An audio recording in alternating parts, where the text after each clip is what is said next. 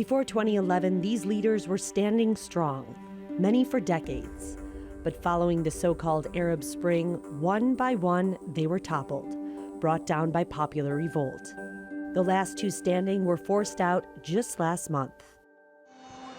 But instead of the promise of human rights, the end of corruption and economic reform, chaos and war has spread through the region.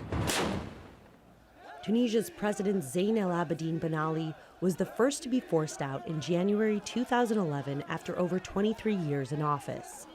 Tunisia inspired revolts across the Middle East and North Africa. And while it has been considered the only success, the country has still endured ISIS attacks and is plagued by high inflation and unemployment, the very issues which brought protesters to the streets in 2010. Egyptian leader Hosni Mubarak was forced out in February 2011 shortly after protests erupted in Tahrir Square against his nearly 30-year rule. Mohamed Morsi, a member of the Muslim Brotherhood, won in the first free election in 2012. But less than a year later, Abdel Fattah Al-sisi led a military overthrow of the democratically elected leader.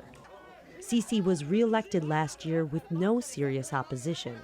And despite a strong police state, last month he further cemented his grip on power with a constitutional amendment that could allow him to rule until 2030.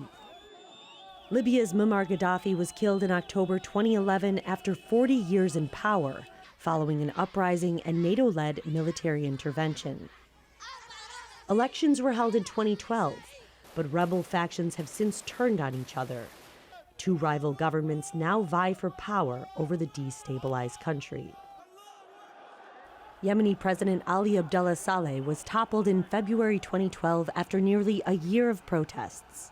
The country has since unraveled into a devastating war between Houthi rebels and a Saudi-led coalition. The UN says the death toll is expected to reach 233,000 by the end of this year, as Yemenis struggle with poverty, hunger, and the worst cholera outbreak in the world. And just last month in Algeria, President Al-aziz Bouteflika's efforts to pursue a fifth presidential term were rejected after a popular uprising. Although they forced him out of office, millions of protesters are still in the streets, demanding a new system of governance and rule of law. And in Sudan, protesters also pushed out Omar al-Bashir after 30 years of rule. They continue to march, demanding a peaceful transition to civilian rule.